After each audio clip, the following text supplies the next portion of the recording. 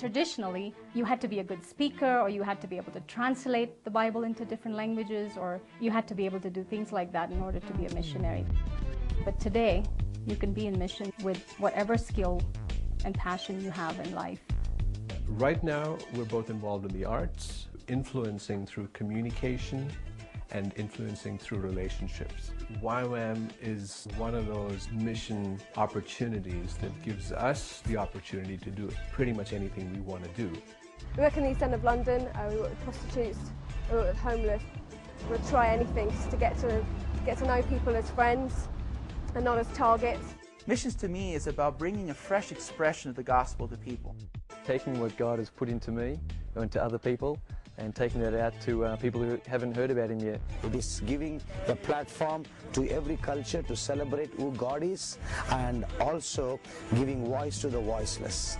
It's exciting. Since I've been involved in missions, God has taken me to lots of different countries. We've often assumed that, missions is something that you go off and you do, and it's something that maybe God's going to push you into doing something that you don't really want to do, or go places where you don't really want to go. But God is such a loving God that He actually puts His desires on our hearts, and His desires become our desires. And so we find ourselves in a place where we're completely fulfilled, doing exactly what we want to do.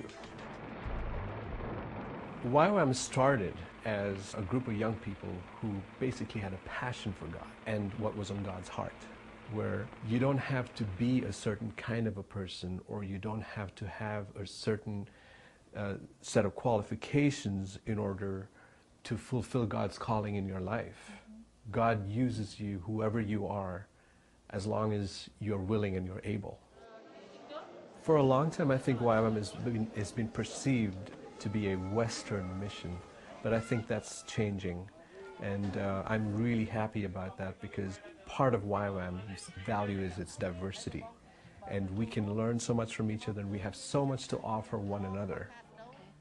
We have people calling us sometimes and asking us in our office, where do you think I should go if I want to get involved in missions? And a lot of times I find myself telling them that you can pretty much pick any geographical location you want to go to, or you can pick any sphere of life that you want to be involved in, or you want to be an influence in for the kingdom. It sometimes opens up their mind, where they realize that, oh my goodness, I don't have to go to a particular location, but be involved in a particular field. For example, communications, or science, or technology, or arts, or anything, literally anything. My name is Vika. I'm involved in Youth Mission with the King's Kid Ministry. We run camps, like normally school holidays. We use performing arts, it's dancing with action songs, and then sometimes we help families. There's about 1 million orphans across the country in Ukraine. There's an orphanage outside of Kiev called Makarov, and we go there once a week. Sometimes we'll do life skills training. Sometimes we'll bring them a gospel message. Always play a lot of games, always have a lot of fun. One of the things I've found with orphans is you can't hug on them enough. They just kind of come because they want to be touched, they want to be hugged, they want to be loved. And so we're here to even the odds a little bit and really reflect Jesus and the heart of God to kids. Our team here has been at work ever since the first day the tsunami hit. We're going from a crisis situation to more of a long-term situation.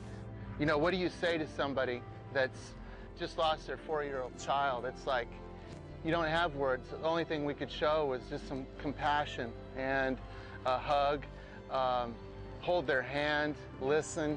But you know what? That was all they really wanted. They wanted to hear that we cared about them, and that was, I'd say, probably one of the most moving experiences. We may hand out food, we may pass out medical supplies, but we understand that we come over here to demonstrate God's love to the Thai people and those who have been displaced and those who have lost family members. We understand that God's love transcends oceans. Earlier this year in north part of Thailand have flooding. Our team from Ywam, we have a chance to go and help the people over there. We help them to clean out their house. they feel impressed with our team to go and help them without earn anything, without require anything from them. Some people find it really useful to take a break between high school and university, whether it's an outreach or a discipleship training school, because it really helps them focus in on what God's calling them to, what they want to do with their lives, how they want to pursue their life's passions. It works different for different people, and that's the way it's supposed to be. I felt like I needed to do a discipleship training school because that was a prerequisite to being long-term staff in Ywam, as well as getting an understanding of the ethos of Ywam. DTS for me was just a time where God pretty much grabbed the hold of my life, rescued me from just where my choices were leading me. The biggest part of the DTS for me, I think, was just embracing God as my Father. I was more into myself and how can I get forward and not really advancements of the kingdom. So that's what DTS really did for me. It changed my focus from being so inward and internal focused to being outward focused. When I first came to DTS, I had been really crying out to God to get a heart for the lost. I began to pray through the lecture cave and began to ask God, would you do this in my heart? On my outreach, we went to India and Nepal and had this encounter with a Tibetan woman on the side of the road. Our exchange was so precious and we couldn't communicate very well, but God just broke my heart for this woman. And it really changed my perspective, not only about this one woman, but about people that don't know Jesus in general. Some of us do well in academic situations and some of us don't. The nice thing about Ywam is that doesn't have to be a limitation. If I have a degree and it's been good for me, that's wonderful, but if I haven't been able to do that, I can always get training in Ywam.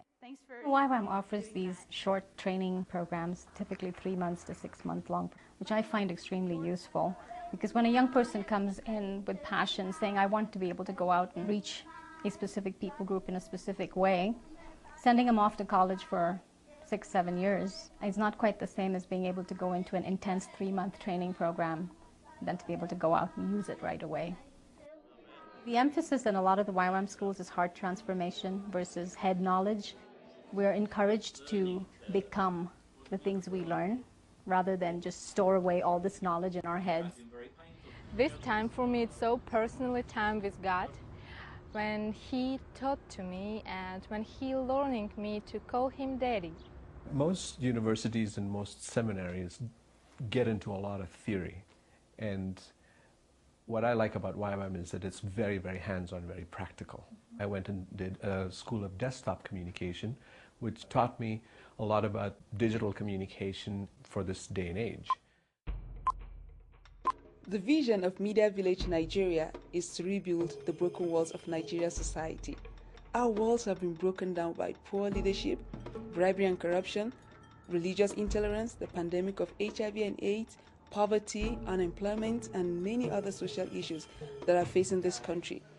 We believe that we can train students with skills in mass media and let them go into the society and make a difference. Our training is under the umbrella of Youth with a Mission, University of the Nations. I think our training differs from the local universities in the fact that it's all intensive. Because they're here for such a short space of time, they eat, sleep and drink video production. Developing a passionate relationship with God, and out of that passionate relationship with God, a vibrant life flows out. Because if you're passionate about God, you will naturally find what is passionate to God, and you will just be a natural extension of that. If you are looking for an opportunity in Ywam where you can fit in, and if you don't find it, you can start it.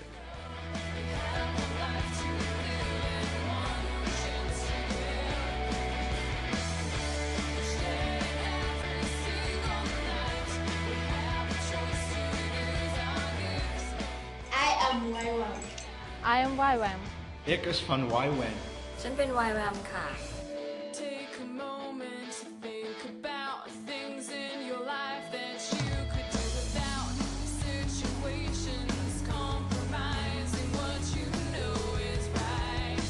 It's exciting to be in Ywam. I'm dead sold on it, using youth to affect the world. Yeah, Ywam. I am Ywam. If God uses anyone, I mean, if He uses me, then He uses anyone.